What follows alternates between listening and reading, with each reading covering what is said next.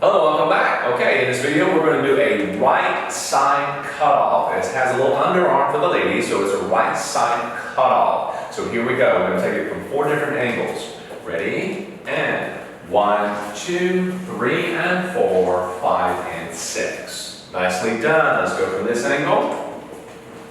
Ready? And 1, 2, 3, and 4, 5, and 6. Cool. All right. Looking good so far. Here we go, ladies. Ready? And 1, 2, 3, and 4, 5, and 6. Yes? All right. Now we're taking it away from the camera.